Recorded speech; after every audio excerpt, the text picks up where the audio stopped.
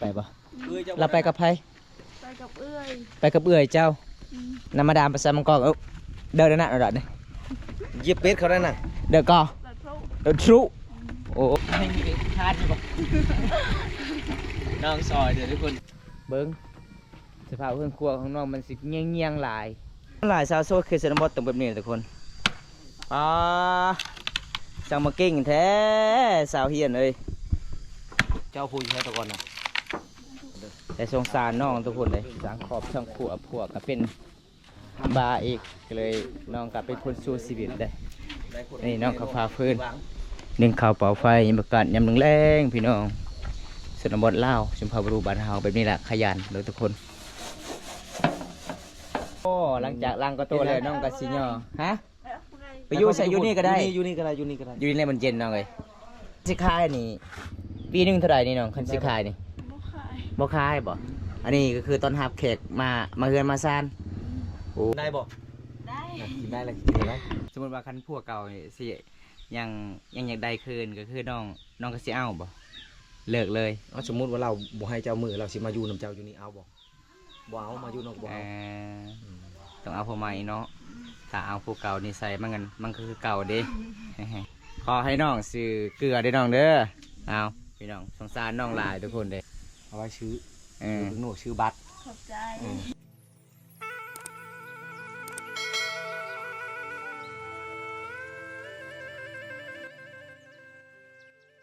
เอาครับสบายดีทุกคนสบายดีพี่น้องเฮาในประเทศและต่างประเทศสบายดีเมื่อสิบคนพี่น้องเลยเมื่อนี้บอมตากลับมาเดินทางในหมู่บ้านทะเทคือเก่าพี่น้องไปเยี่ยมไปยามส่งไอ้น้องเด้สาวเจอกับสาวเฮียนพี่น้องไงเพราะว่าสาวเล่าเกียรตินี่ก็เป็นคนใจดีเป็นคนขยันเพราะว่ามีFCให้บอมตากับอัปเดตวิถีชีวิตน้อง2 คนเป็นสาวสวยประจำหมู่บ้านทุกคนเลยนี่เป็นบ้านน้องพี่น้องบอกเป็นบ้านน้องเพราะว่าบอมตากับไปเยี่ยมไปยามตอนนั้นนี่เมย์เพิ่นใจดีหลายพี่น้องก็เลยมื่อนี้บอมตากับจัดอาหารตามคำขอFC หลายๆคนให้บอมตาไปเยี่ยมไปยามสาวลาวหมู่บ้านทะเททุกคนได้กลับไปติดตามส่วนกันนะบ้านของน้องก็จะเป็นป่าเป็นดงเลยพี่น้องเป็นหมู่บ้านที่อยู่กะตามแคมเซลาน้องโอ้ได้พอน้องแล้วสบายดีสเจอสบายดีอังมาที่ไซนี่นะไปขายดิบ่เจ้าเฮ็ดยังอันนี้เฮ็ดฮะจำเอ็นโอ้ขายจำเอ็นโอ้แสดงว่าไอมามื้อนี้น้องเป็นขาวเป็นเสาไม่ขาคือเก่าเนาะเดี๋ยวเขาก็มีอะไรสิไปบัมเปเสีย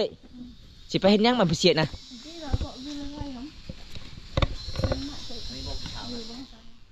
โอ้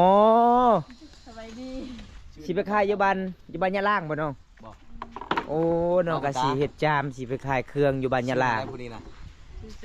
ชื่อเจยเสาเจยอีเจยกับไอเย็มเล่นยังงูสิขายนั่นน่ะน้องไปจังมองไปขายจำเป็นนะขายจามอ๋อกำลังสิไปเอ้าแสดงว่าซองไอ้น้องก็คือไปนอนเลยบ่น้องสิเฮ็ดจำเป็นขายงานดองอยู่บ้านยะลางสิไปขายจามไปขายเครื่องมือจามขายจามมีที่เช่าเจ้ยไปบ่เราไปกับไผไปกับเอื้อยไปกับเอื้อยเจ้าอ๋อแสดงว่าไปนอนแล้วเนาะมื้อนี้เนาะยังมีเอื้อยบ่เอื้อยมีพวกกันเสียบ่แม่นเอื้อยเจ้าที่เป็นไม่ห่างบ่แม่นบ่ฮะนาซาบ่นั่นบ่นาซาบ่เอ้ยเป็นไม่หางอยู่บ่เอาตำชวนได้ตำไม้ได้เอ้ยเจ้าผู้อยู่บ้านบ่เสียนะอยู่ใช้นี่นะน้ำมาดานน้ำมาดานนี่น้ำมาดานไปใส่มังกรเดินนะเราเดินเย็บเป็ดเขาได้น่ะเดินก่อเดินทรุโอ้น้ำทรุคือภาษามังกรทุกคนเดินสโลกได้แถวคำเทชิโปนเดินสโลกได้เดินสโลกเอาไปเบิ่งตามติดวิถีชีวิตน้องสาวเฮียนส่วนน้องสาวเจอเพื่อนกันสิไปขายเครื่องของจะได้พอน้องทราบเรื่องแล้วขายข้าวน้องข้าวเวียกเนาะคนผู้สาวผู้นั้นกันสาวยังน่ะสาวจานโอ้สาวบ้านนักกระจาดหน่อยโอ้สาวยังน่ะโอ้สาวลายแท้หมู่บ้านเจ้าเนาะเอาเบิ่งวิถีชีวิตน้องก่อนทุกคนส่วนลายหมู่บ้านนี่เขาเจ้าก็เอาน้ำกินกับที่มีจุดนี้เลยน้ำกินก็ได้บ่ดีบ่กินได้บ่ น้ำกินอยู่ไสอยู่พุ่น อืม อ๋อบ่แม่นน้ำท่วมเลยบ่จุดนั้นนะท่วมเบิดแสดงว่าช่วงนี้กินน้ำพ่นเนาะให้อยู่ได้หมดแล้วจังให้ได้สวยน้องก่อนออกกำลังกายก่อน เจ้าอาบน้ำอยู่นี่บ่ โอ้ย นี่เจ้าเตะมันหีดเลยเห็นแห้ง แห้งอ่ะ ๆเนี่ย แต่มีพวกแบบนี้ให้มีทานอยู่บ่ น้องซอยเดี๋ยวทุกคนเพื่อนข้างดูมั้งตัดดูมั้ยนะ บ่าวบุญตาได้เวียกอีแล้วมื้อนี้เจ้าห้าบได้บ่าวบุญตา ฮะ เจ้าห้าบได้ ได้นะ เจ้าให้ได้ในบ่าวใส่เห็นบ่บ่าวใส่เราเฮ็ดเราได้ เบื่อแย่นะขอหาเต็มแล้วให้ขอออกกำลังกาย เจ้าคือบ่เอาทางชีนะมานั่งบ่าวบุญตาห้าบบ่ยานนอกเจ้าบ่นักมื้อนี้นะโอ้ยิ้วปิวมาแต่ใช่นี่ ขันน้ำบ้างกูเบาเนี่ยเบาใส่กันเบาแก้วอะไรกับเบาตาจะพูดได้ ใหญ่กับ คนได้รอ เอาเบิด เอาหมด เอาหมดเจ้าคือลายใจแท้ ใจ บ่ เจ้านะนี่กูเบาทู่แล้วบัดนี้เห็นบ่องไอ้เคยเอาหันละมึง ฮัลโหลผู้บ่าวใจเย็นๆว่ะนี่มาตักน้ำก่อน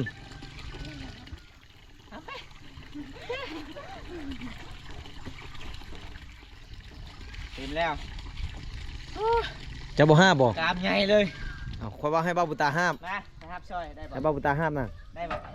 ฮะ ไม่ขาดน้องมันบ่มีเนี่ยจะเก็บจะได้ นี่ไร กูแตกเลยเบิ่งนี่บ่มีเลยดิเลย เดี๋ยวนะเอามัด มัด เอา ไว้นี่น่ะ เออ เห็นบ่ ตัดไม้มาให้บ่าวบุญตาเฮ็ดให้ โอ้ไม่คาดมันแข็งโพด บ่กล้าเสี่ยงคือกันทุกคนเลยพี่น้องคุณน้องแตกบ่มีเงินซื้อให้น้องใหม่เอาหลังจากสุน้ำให้น้องแล้วน้องก็สิกลับบ้านนะทุกคนเลยอันนี้วิธีชีวิตสาวลาวหมู่บ้านตะที่เมืองนองแค่โซนในเขตได้ส่วนน้องสาวเพิ่นก็สิไปขายเครื่องของหาเงินหาคำ ไข่จำเอ็น แน่นอนนั่นๆๆเจ้า เห็นบ่ ที่ได้นั่นๆ นี่ ๆ โอ้ผู้สาวสบายดีเสร็จหาผู้บ่าวบ่ซื้อสาวยังเจ้านี่ก็ลืมเลย น้องเจ้า น้องจอนจอนนี่สาวจอนนี่ สาวจอนนี่คนงาม ตายละลาย เอาวันนี้ก็ เมาเท่าเดิมช่าง อดีตวิถีชีวิตสาวเฮียนคือเก่า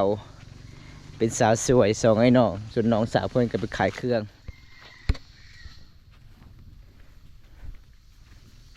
จะห้ามมือหนึงเจ้าตักน้ำนี่จะตักอีกบ่หรือว่าพอเลย พอ พอเลย มือหนึ่งมีจักเทือซองบ่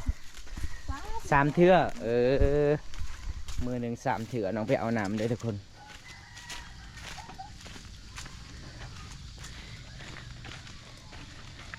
เพื่อสิหอดเฮือนน้ำเฮียหมดคันเราบ่เคยหาบทุกคนเลย แต่น้องเคยหาบมันกับบริเฮียเลยทุกคน นี่ระวังนี่น้องเลยขึ้นได้บอกบันไดนี่มันหักได้มันเจอทือนักหลายได้น้องเลย สภาพเพื่อนขั้วเนาะ แหม่เบิ้งสภาพเพื่อนครัวของน้องมันสิเงียงเงียงๆหลายเอาถอกไว้กระติกไว้เพราะว่าซานทั้งนี้เขาเจ้ากระบอกกล้าเสี่ยงคือกันเพราะว่าเสามันก็สีเงียงหมดทุกคน ไว้แกงกินมันบ่ยากเลยที่ได้กินบะหมี่ชุบเดี๋ยวนี้ น้องก็ถอกใส่ ใส่ กระ กิ ติ น ก คือแกงบะหมี่เพื่อสิเต็มถังนะบ่แม่นง่ายเด้อหา ไปตักอีกวะ หนึ่ง บ่ หนึ่งข้าวอีกเอาทุกคนไปเบิ่งวิถีชีวิตน้องก่อนนะทุกคน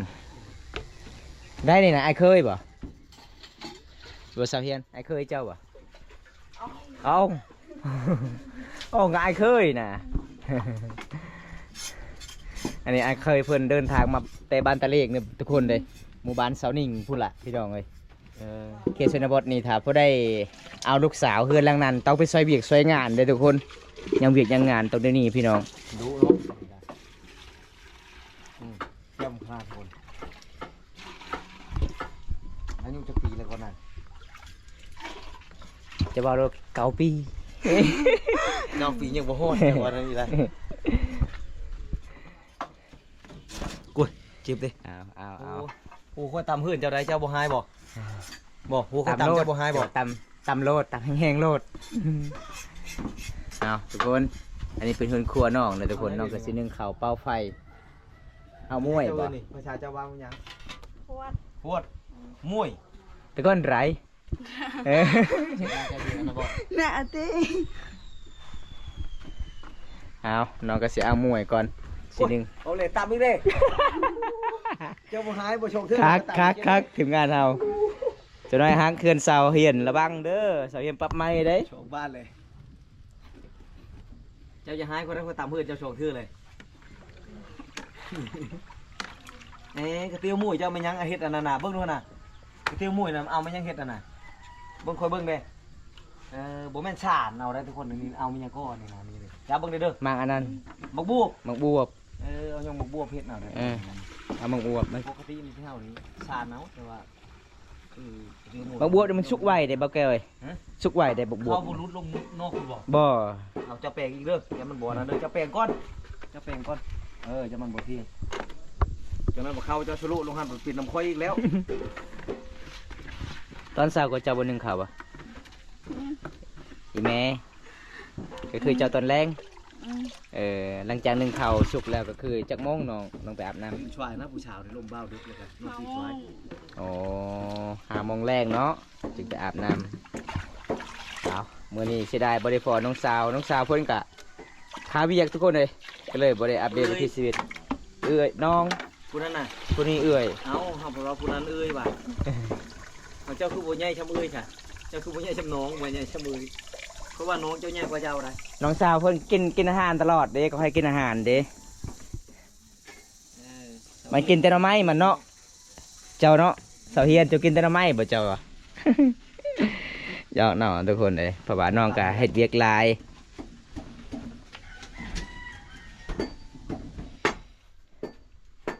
สุกเลยบ่ตอนนี้นะ ตะดังนับเพิ่นว่า เขาเย็นคือบ่โจกใช่โจกเขาเย็นใช่บ่ใช่บ่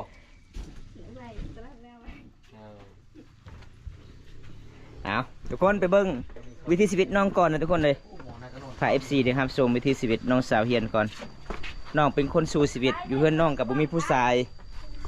มีแต่ผู้หญิงหมดทุกคนผู้ชายยังน้อย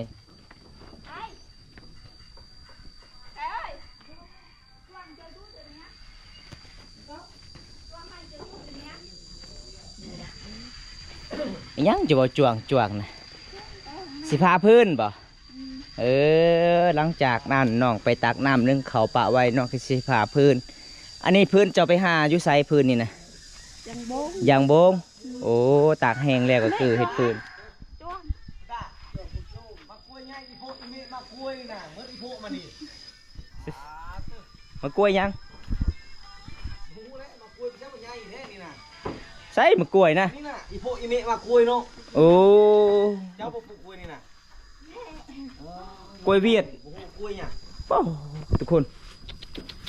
โคตรใหญ่เลย2 หน่วยนี่กินบ่เบิดเด้อทุกคนเลย นี่มีที่ชงอันน่าจะเป็นที่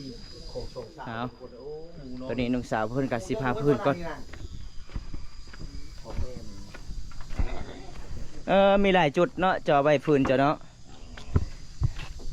ส่วนหลายสาวโซดคือสนบทตรงแบบนี้ทุกคนจังมาเก่งแท้สาวเฮียนเลยเป้า พื้นน้อยกับผ้าบ่ผ้ารุ่นใหญ่น่ะ บ่ไหวได้อายเด้อพื้น พื้นใหญ่มันแตกยาก ปรับ นี่ แม่นเลย แบ่งขนาดเลยเพราะว่าน้องๆถนัดเด้ นี่ นี่คำผู้ใดบ่เคยพาพื้นนี่ พื้นน้อยๆกับผ้าคันบ้านค่อยเดืองดังเลยซั่นน่ะ คำผู้ใดบ่เคยพาพื้นสำมัดมือก็บ่ได้ดังไฟเลย เจ้าเลือกรุ่นใหญ่ๆแล้วนะเฮ็ดรถ เขตชนบทเห็นบ่อันนี้มันก็เจ้าก็สิตัดไม้แล้วก็ตั้งให้มันแห้งแล้วก็ห้อยไว้ตามตารางเฮือน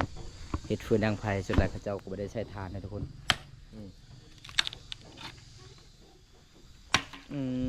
ถ้าจะได้มีดูคนดูมาทางนี้ แม่นมาหมู่บ้านตะเทเด้อทุกคนบ้านหยังจะว่าเมื่อกี้นี่ มาทางที่ ที่ว่าบ้านพลู มาทางที่เลยเนาะ คันผู้ใดมักผู้ชาวดูแล้วมาทางนี้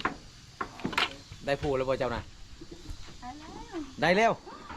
โอ้เราได้ผัวแล้ว ปะแล้ว ปาแล้ว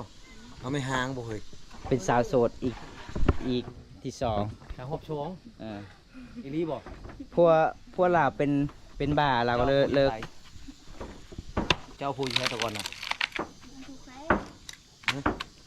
บ้านกกแคน บ้านกูเข้มทางออกทางออกใช้ปูนน่ะ เออ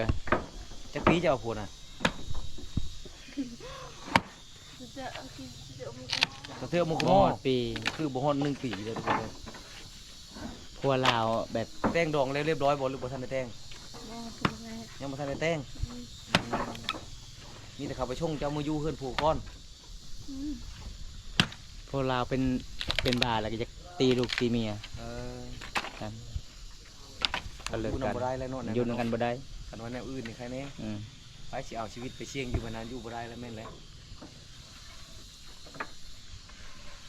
เจ้าเอาผู้ตอนจักปี สี่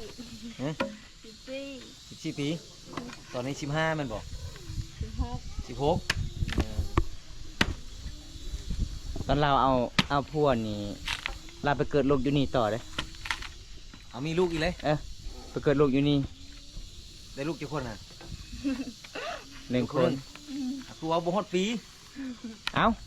กับบ่ฮอดปีเราแบบเราตั้งท้องอยู่เฮือนผัว คือ บัด พา นั้น มาเลย หลังจากนั้นเราก็มาอยู่เฮือนอีพอยแม่แล้วไปเกิดลูกอยู่นี่เด้เฮือนได้เขาเฮ็ดนะ บ่นั้นบ่ เออ บ่เกิด ผู้ห ลู ญิ ก งหรือผู้ชายลูกเจ้าน่ะผู้หญิงได้ปีนึงแล้วเนาะลูกน่ะ ได้ปีหนึงแล้ว เออทุกคน เอาให้น้องขึ้นเฮือนขึ้นศาลก่อน คนดูเด้อทุกคนเด้อ แต่สงสารน้องทุกคนเลยสังขอบช่างขัวพวกก็เป็นบาอีกก็เลยน้องก็เป็นคนสู้ชีวิตได้ ได้ค นี่น้องเขาพาฟื้น หนึ่งข่าวเป่าไฟยามประกาศยามแรงๆพี่น้องสนบทลาวชุมพรบรูบ้านเฮาแบบนี้แหละขยันเลยทุกคน แต่เบิ่งทุกคนเฮือนครัวของน้องทางนี้สังสีบ่มีเลยขานฝนตกมาทางนี้เปียกหมดพี่น้องเลย เจ้าบ่ฮ้อนบ่เจ้าใส่เสื้อนั่นน่ะฮ้อน บ่มีเสื้อนุ่งบ่ฮะ เราอบขนาดใดสิเฮ็ดหยังอีกแล้ว มันเป็นประเพณีชนบทลาวชาวลาวชนบทเวลาเขาขึ้นเฮือนคนสร้างก็ต้องย่อได้มีหยังต้องย่อให้กินได้ เราจะเฮ็ดหยังได้นี่นะ แต่กาเต้าติดตามระเบิงเรา ไม่ตา เฮ็ ท ด บ หยัง ไม่ตาทบ ผู้ชายก็ต่อ อยากล้างกระตุกถามเราจะเฮ็ดหยังก็เราบ่ตอบนะบอกว่าประชาชนเผ่าน้ำลายประชาชนเราก็เลยตอบเฮาบัดเนี้ย อีหยังคือสีแดงๆก็โตะจ้ะนะเป็นหยังจำเอ็นบ่น้องสาวเจ้าไปขายเลยนะ ว่าสิบ่ตำอีแลอันนี้นะโอ้ เอาเปลี่ยนอีกแล้วคอยอีกต่ำไอ้บอกทุกคนขยันเนี่ยพี่น้องน้องคนนี้เนี่ยหลังจากพาฟืนแล้วน้องกะ เรา ซี นำจะมืดให้บ้าบุตาไปตักเด้อ คือบ่ได้ไปตักนำเสละน้องเนาะ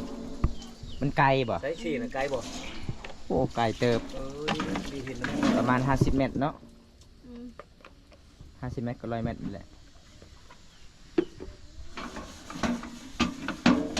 เวลาน้องเจ้าได้เงินขายจำเอ็นน้องเจ้าซื้อบ่เกลือเป็นนัว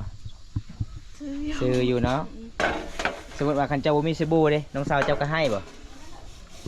ให้แสดงว่าน้องสาวเจ้านี่หาเงินเก่งอยู่เด้คันยามกลางเว้นก็คือสองไอ้น้องเนี่ยไปทำการไปขายเครื่องของอันนี้น้องสาวเพิ่นก็ไปผู้เดียวเพราะว่าน้องสาวเฮียนเพิ่นค่าเบียก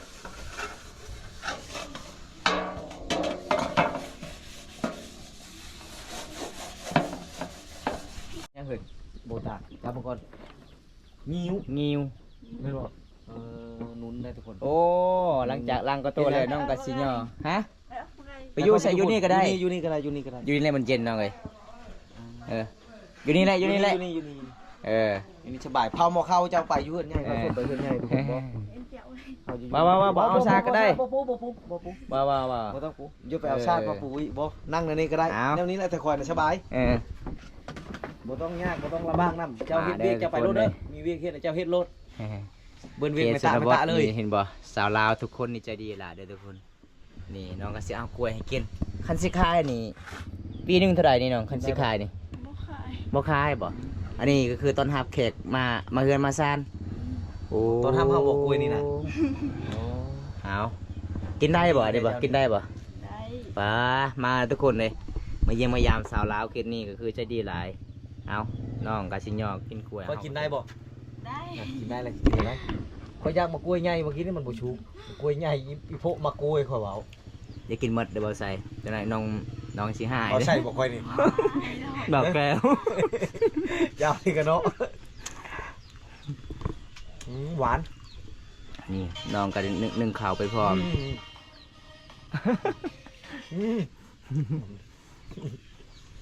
มีไหนกล้วยอยู่นี่นี่นะมีไหนนี่กล้วยป้าป่ะ ในเจ้าเบิ้ม เจ้าเบิ้มมากล้วยปลูกเองทุกคนเลยเอาเบิ้งน้องก็รัดสีฮอนลายแน่น้องก็นึ่งข้าวเป่าไผ่เฮามาเยี่ยมมายามมื้อนี้น้องก็สิย่ออีกทุกคนอาหารกล้วยผลไม้แซ่บๆพี่น้องเอ้ยแม่นบ่มีหยังก็ต้องย่อให้กินแบบนี้แหละสะดวกบ้านเฮาเด้อทุกคน เอาบ่จะเอาบ่จะเอาผู้เก่าเนาะบ่บ่เอาผู้ใหม่เนาะทุกคนสำหรับผู้เก่าบ่เอาแล้วแม่นบ่ ผ่านก็คือผ่านเนาะสมมติว่าคันพวกเก่านี่สิยังอยากได้คืนก็คือน้องก็สิเอาบ่เลิกเลย เอาสมมุติว่าเราบ่ให้เจ้ามือเราสิมาอยู่นํเจ้าอยู่นี่เอาบ่บ่เอามาอยู่นอกบ่เอา ต้องเอาพวกใหม่เนาะถ้าเอาพวกเก่านี่ใส่มันก็คือเก่าเด้ มื้อนี้ขอขอบใจหลายเด้อที่พาอายได้รับชมวิถีชีวิตน้องแล้วก็ที่ต้อนรับอายเป็นอย่างดีนี่น้องเด้อ อายบ่มีหยังสิให้น้องนี่ล่ะขอให้น้องซื้อเกลือได้น้องเด้อเอาพี่น้องสงสารน้องหลายทุกคนเด้ เพราะว่าน้องก็สิหย่อกล้วยให้กินอีก เอาไว้ซื้อ ถึงหนูซื้อบัตร ขอบใจ เอาใบนั้นกะ อันนี้ช่องคืนคอยอันนี้นะ เอาทุกคนเลยตาไปได้ครับเสริมกินนี่แล้วกะสงสารน้องเนาะน้องเป็นสาวเป็นห่างแต่ยังน้อยได้ เป็นคนสู้ชีวิตอีกเป็นคนขยันได้พัวแล้วก็คือเข้ากันบ่ได้ก็เลยน้องกะกลับคืนมาเฮือนนี่พ่อยแม่ไปเกิดลูกอยู่เฮือนนี่พ่อยแม่คือเก่าก ลับเลยบ่กลับบ่ได้เลยเว้าเรื่องตบเรื่องตีเนาะครับ เออ เป็นเป็นน้องเขาไปเอามาคือกันครับบ่กลับค่ะ แม่เวลาหาไปเยี่ยมมายามสาวลาวคืนนี้ขนาดน้องนึ่งข้าวเปล่าฝ่ายยำแรงน้องกับสิญอมีกล้วยสุกอีกทุกคนเลยใจดีหลายเลยพี่น้องถ้าไปได้ทำส้มคิดนี่แล้วกับผักกันเลยก็แชร์ก็ติดตามฝากเป็นกำลังใจทีมงานเฮาอัปเดตไปที่ชีวิตสาวลาวชนบทลาวสุนทรบรูมังกรหมู่บ้านทะเทเมืองนองแคนโซนาเขตกระจบเพียงเท่านี้ก่อนทุกคนเลยคลิปหน้าพบกันใหม่ขอกล่าวคำว่าสบายดีบายบายดีเด้อเนาะ บ๊ายบาย บายบายไปกันเด้อ กลับกันนะเด้อ